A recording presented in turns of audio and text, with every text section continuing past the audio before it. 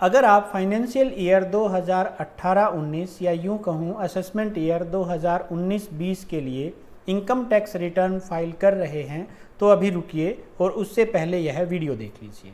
उसके बाद आप इनकम टैक्स रिटर्न फाइल कर सकते हैं। मैं ऐसा इसलिए कह रहा हूं क्योंकि इनकम टैक्स डिपार्टमेंट द्वारा फॉर्म 16 के अंदर कुछ बदलाव किए गए हैं, क्योंकि सभी एम्प्लॉयज़ फॉर्म 16 को देखकर ही या उसके अनुसार ही अपनी इनकम टैक्स रिटर्न को फाइल करते हैं। तो जहां फॉर्म 16 के अंदर कुछ बदलाव होगा तो उसका असर इनकम टैक्स रिटर्न के ऊपर भी पड़ेगा, क्योंकि यहाँ से देख के ही हमें एंट्रीज वहाँ पे डालनी पड़ती हैं। और अगर यहाँ पे कुछ डिफरेंट एंट्रीज हो गई और फॉर्म इनकम टैक्स रिटर्न के अंदर कुछ डिफरेंट एंट्रीज हो गई तो वहाँ पे मिसमैच हो जाएगा और इस मिसमैच की वजह से आपको इनकम टैक्स डिपार्टमेंट की तरफ से नोटिस मिल सकता है। अब आइए देख लेते हैं कि फॉर्म 16 क्या है और उसमें क्या बदलाव किए गए हैं। वीडियो शुरू करने से पहले एक मोस्ट इम्पोर्टेंट इन्फॉर्मेशन आपकी स्क्रीन के ऊपर है, वो ये कि यहाँ पे दिखाया गया है कि फॉर्म 16 किस टाइप का होना चाहिए और किस टाइप का नहीं होना चाहिए। जब आप ई फाइलिंग करेंगे तो आपको भी ये नज़र आएगा स्क्रीन के ऊपर कि कौन सा फॉर्म 16 अलाउड है और कौन सा अलाउड नहीं है। इसके बारे में मैं कंप्लीट डिटेल्स में डिस्कस करूंगा इस वीडियो के लास्ट में। तो लास्ट में इस पार्ट को ज़रूर देखिएगा कि कौन सा फॉर्म 16 वैलिड है और कौन सा फॉर्म 16 वैलिड नहीं है। तो चलिए शुरू करते हैं। एम्प्लॉयर द्वारा एम्प्लॉयज़ को दिया जाता है, जिसमें सैलरी और उसके द्वारा दिए गए टैक्स यानी कि टीडीएस जितना भी उसके ऊपर कटा है उसको प्रमाणित करता है। यानी कि इन दोनों की डिटेल्स, सैलरी की और जितना भी इनकम टैक्स काटा गया है उस सारी डिटेल्स उस फॉर्म के अंदर होती हैं। फॉर्म 16 के दो पार्ट होते हैं। एक पार्ट है 16A। 16A एम्प्लॉय की पर्सनल डिटेल्स, उसकी ऑफिशियल डिटेल्स और उसके द्वारा दिया गया जो भी टैक्स है, टीडीएस है और उसकी जो क्वार्टरली रिटर्न है जो फॉर्म 24Q के अंदर होती है वो डिटेल्स मिलती हैं। और उसके बाद उसी के अंदर डीडीओ द्वारा डिक्लेरेशन किया जाता है कि उसने उसको इतनी सैलरी के रूप में पेमेंट दी और इतना उसने इसके अंदर टैक्स काटा है और उसका टीडीएस जो है वो इनकम टैक्स डिपार्टमेंट को दिया है। उसकी रिटर्न का नंबर, ये डिटेल्स दी जाती हैं। ये देखिए, ये है फॉर्म नंबर 16। फॉर्म नंबर 16 का ये ए पार्ट है।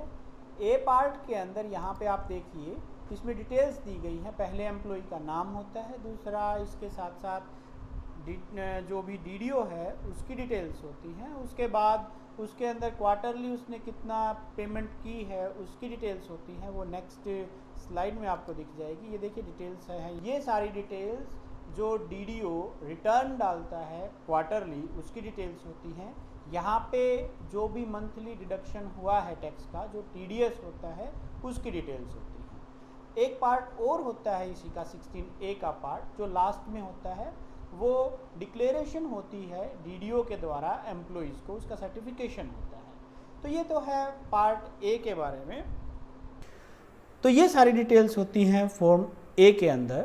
और दूसरा पार्ट होता है इसका फॉर्म बी। फॉर्म बी के अंदर जो सैलरी डिटेल्स होती हैं वो सारी होती हैं। सैलरी के अंदर आपकी सैलरी कितनी थी, कितनी उसके अंदर डिडक्शंस आपने किए, उसके बाद उसके अंदर क्या आपकी सेविंग्स रही हैं, एग्जम्पशंस कितनी रही हैं, उस सब को कैलकुलेट करने के बाद आपका इनकम टैक्स कितना बना है, इनकम टैक्स पे आपको छूट कितनी मिली या रिफंड कितना हुआ।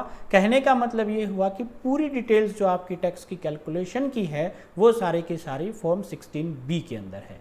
अब की बार फॉर्म 16B बहुत इम्पोर्टेंट है। वो ऐसा इसलिए है क्योंकि यहाँ पे जो आपके एंट्री 16B के अंदर हैं वहीं एग्जैक्टली एंट्री आपको फॉर्म जो आपका इनकम टैक्स रिटर्न का जो फॉर्म है, जो ऑनलाइन आप रिटर्न भरेंगे वहाँ पे एंटर करनी है। इन दोनों के अंदर मिसमैच नहीं होना चाहिए। ये है फॉर्म 16 का पार्ट बी। इसमें सारी डिटेल्स दी हुई हैं सैलरी से रिलेटेड कि आपकी इनकम कहाँ कहाँ से आई है, वो ग्रोस सैलरी के अंदर आएगी। उसके बाद लेस डिडक्शंस क्या हैं, यहाँ पे आप डिडक्शंस चेक कर सकते हैं, वो सारी डिटेल्स यहाँ पे दी हुई हैं। एचआरए से रिलेटेड या अदर अलाउंसेस जो भी आपके लेस अलाउंसेस हैं वो होगा। 3 नंबर के ऊपर total amount of salary received from current employer, यानी कि जो भी डिटेल्स होंगी वो सारी होंगी। उसके बाद लेस डिडक्शंस जो भी आएंगे, उसके बाद आपके जो टोटल बनेगा वो कहाँ पे आपको एग्जेम्प्ट मिली हैं, तो वो सारी की सारी डिटेल्स यहाँ पे आपको मिलेंगी। ये लगभग वही डिटेल हैं जो मार्च के महीने में आपने जिससे टैक्स कैलकुलेट किया था। ये पहला पार्ट था, इसका मैं सेकंड पार्ट और दिखा रहा हूँ यहाँ पे। ये देखिए, ये सेकंड पार्ट है। यहाँ पे gross total, total income, total tax कितना बन गया है यहाँ पे, और टोटल टैक्स कैलकुलेट होने के बाद tax deducted by current employer कितना था, टैक्स टोटल टैक्स कितना डिडक्ट हुआ या रिफंड कितना है, वो डिटेल्स आएंगी।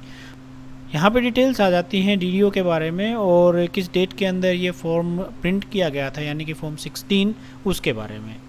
अब समस्या यहाँ पे ये आती है कि यहाँ पे जो डिटेल्स हैं हमें पता होती हैं कि किस अलाउंस में या किस तरीके की हमने एग्जम्पशन ली, जैसे एचआरए है या और दूसरे अलाउंसेस हैं, या आपने एटीसी के अंदर जो छूट ली हैं एलआईसी के ऊपर, पीपीएफ के ऊपर, एनपीएस के ऊपर, वो सारी डिटेल्स यहाँ पे हमें पता होती हैं।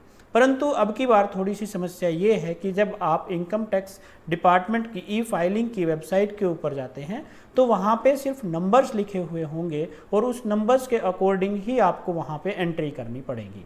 अब ज़रूरी नहीं है हर किसी को पता हो कि कौन सा नंबर कौन सा सेक्शन के अंदर आपके, किस सेक्शन के अंदर आपने कौन सी चीज़ें जमा की हैं।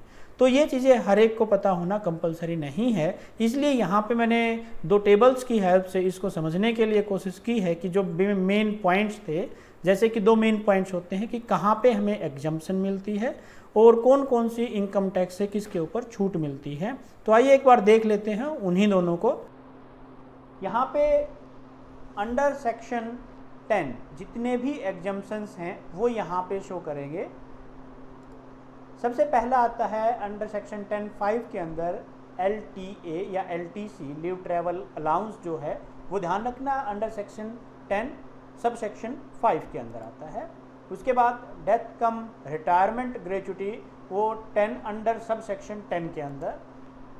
Commuted value of pension 10(10)A के अंदर रहेगा ये। उसके बाद लीव एनकैशमेंट 10(10)A में रहेगा।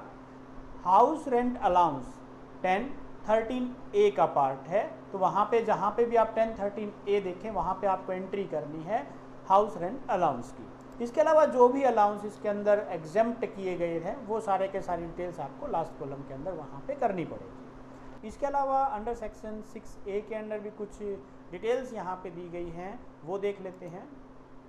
Life insurance premium paid contribution to PPF etcetera, ये 80C के अंदर आएगा। तो ये सारी डिटेल्स थी फॉर्म 16 के अंदर जो भी बदलाव हुए उसके बारे में, और जो नेक्स्ट हम इनकम टैक्स की ई फाइलिंग करेंगे वहाँ पे हमें क्या चीज़ें ध्यान रखनी है उसके बारे में। तो इस तरह से हमने सारी चीज़ें नोट कर लेनी है, नोट डाउन कर लेंगे। आप आपकी सैलरी स्टेटमेंट में कर सकते हैं या फॉर्म 16 के अंदर भी वहाँ पे मार्क कर सकते हैं, और उसके बाद आप इनकम टैक्स फाइलिंग के लिए जा सकते हैं। एक खास बात यहाँ पे ध्यान रखने की ये है कि जब आप फॉर्म 16 लें, डीडीओ या जो भी डीडीओ अगर आप देख रहे हैं तो फॉर्म 16 अपने एम्प्लॉयज़ को दें तो ट्रेसेस की वेबसाइट से ही प्रिंट किया हुआ फॉर्म 16 दें, क्योंकि वहाँ पे बार बार मैसेज फ्लैश हो रहा है कि जो भी फॉर्म 16 होना चाहिए वो यहाँ से प्रिंट होना चाहिए। उसके अलावा अगर आप दूसरी तरह का फॉर्म 16 देते हैं तो वो लीगल नहीं माना जाता, वो एग्जैक्ट नहीं माना जाएगा, क्योंकि वहाँ से एग्जैक्ट कैलकुलेशंस नहीं कर पाएंगे। और फॉर्म 16 का ट्रेसेस की वेबसाइट का जो तरीका है निकालने का वो अलग अलग हो सकता है, डिफरेंट सो मैनी मेथड्स आते हैं, वो यहाँ पे इस वीडियो के स्कोप से बाहर है। बट पहचान ये है कि जब भी आप ट्रेसेस से अगर फॉर्म 16 प्रिंट हुआ होगा तो उसके ऊपर इस तरह का लोगो बना हुआ नज़र आएगा, जैसे यहाँ पे ये लोगो नज़र आया, और बैकग्राउंड में भी आपको लोगो नज़र आ सकता है। कि वेबसाइट से प्रिंट किए गए फॉर्म 16 की ये पहचान है कि उसके ऊपर ट्रेसेस का जो लोगो है ये इस तरह का लोगो वो नज़र आएगा। वाटरमार्क की फॉर्म में भी ये लोगो नज़र आता है, तो ये पहचान है फॉर्म 16 की। अगर आप इस चैनल पे नए हैं तो चैनल को सब्सक्राइब कर लीजिए और उसके साइड वाला जो बेल आइकन है उसको भी प्रेस कर दीजिए, क्योंकि बेल आइकन को प्रेस करने से जब भी नया वीडियो अपलोड होगा, जो कि नेक्स्ट वीडियो मोस्ट प्रोबेबली कुछ ही टाइम बाद इनकम टैक्स ई फाइलिंग को लेकर आएगा इसी सीरीज़ के अंदर, वो आपको नोटिफिकेशन तुरंत मिल जाए। इस वीडियो को लेकर अगर आपके पास कोई सुझाव हो, कमेंट्स हो, तो नीचे कमेंट सेक्शन के अंदर जरूर लिखिएगा। और फॉर्म 16 के जो चेंज आया है उसके कारण आप किस टाइप की प्रॉब्लम्स आपको नज़र आ रही हैं, तो वो कमेंट सेक्शन के अंदर जरूर लिखिए। Thank you very much.